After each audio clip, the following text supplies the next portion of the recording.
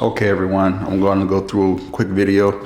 So if you go back to previous episodes that I have uploaded on the channel, you'll see where this floor was a complete mess. I had to come in, clean it all, remove existing flooring, things of that nature, poured soft leveling, let it sit, let it cure, went ahead and bought some of this ECF cork foam. I bought some of this ECF cork foam underlayment.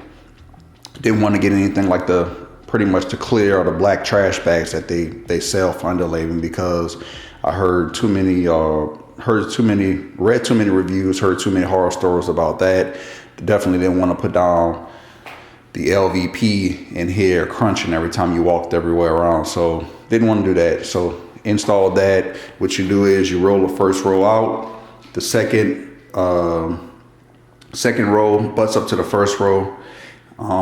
There's that peel and stick tape right there. What you're gonna do is you're gonna butt both of the rows up. You're gonna flap over that clear so they have on, let's see if I could zoom in. On this one, on the first row, they have that clear tape. You're gonna flap that over, and then you're gonna let it sit right on top of the peel and stick portion of the actual underlayment. Once you do that, you could get you some underlayment tape or some duct tape and run it straight across just to make sure you're gonna keep moisture out. So that's one thing. That's what we did. So yesterday I installed the first row, boom.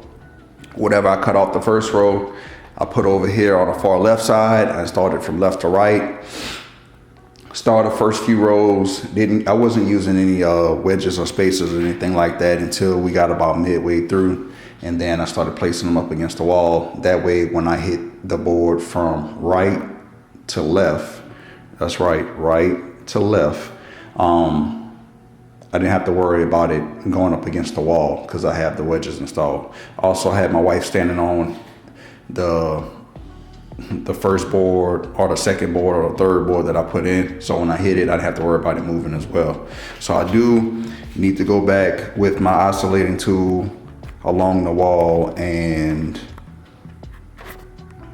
as you could see here, where it's really tight, just go ahead and clean that up. Increase the spacing just a little bit, especially for this one right here.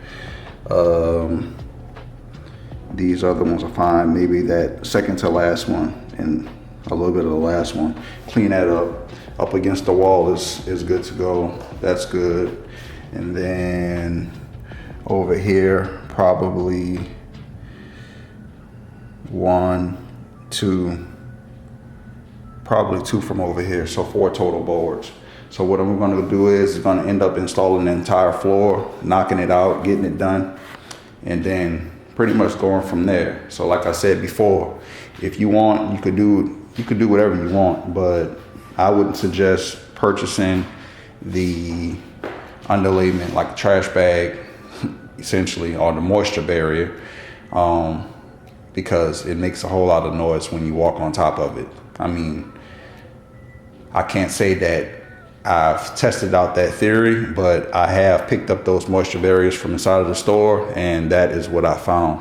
So this is relatively quiet. I can walk on the floor. You know, I'm barefoot right now as well. But you know, very, like, there's hardly no noise, like literally. So, yeah. So you go ahead and make sure your floor is level. If it's not, install some soft leveling compound. That's step 1. Make sure everything's clean. You prime the floor, you install the soft leveling.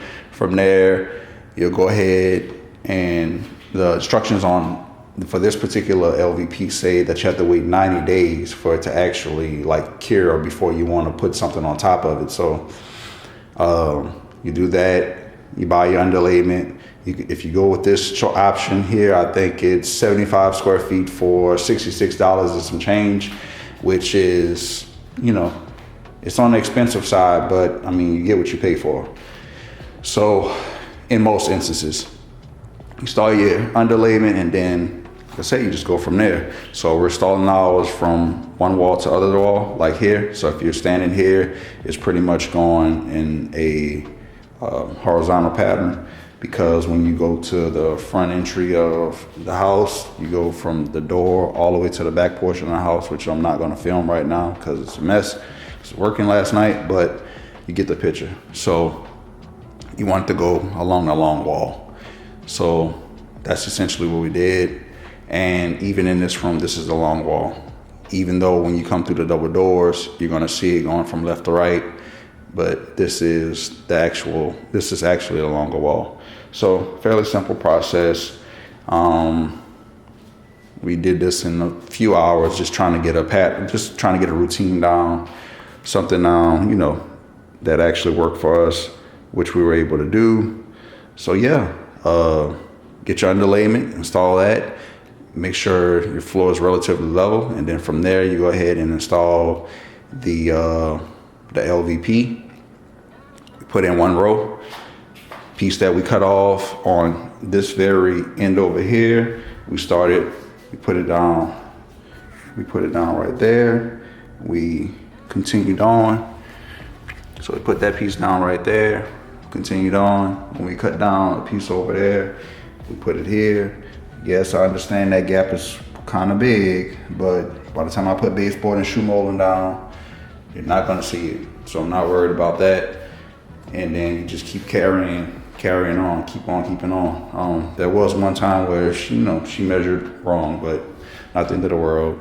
You want to have like somewhat of a random pattern here and there. So I'm gonna shake things up a little bit, just so it's not going down like I didn't want the subway pattern at all. So yeah, that next piece will go here, and then what I might end up doing is cutting the piece. Probably cutting a piece that goes in between this joint here, that's gonna lie in between this joint and the joint right there, so this row and that row, the joint will lie, I'll be in between that. That'll be the next piece, and then I'll keep on with entire rows or entire pieces, and then carry it along that way.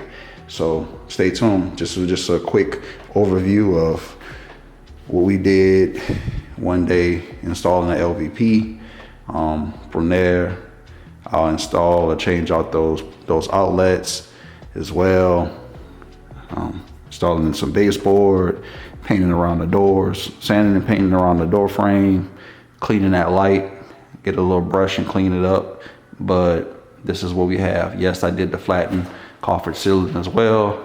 I was looking for an old sock yesterday to put over my mallet because I hit the wall like once or twice and it left a black spot underneath there. So I'll touch that up afterwards, and just pretty much go from there. So stay tuned. Please be sure to like and subscribe. Until next time, peace.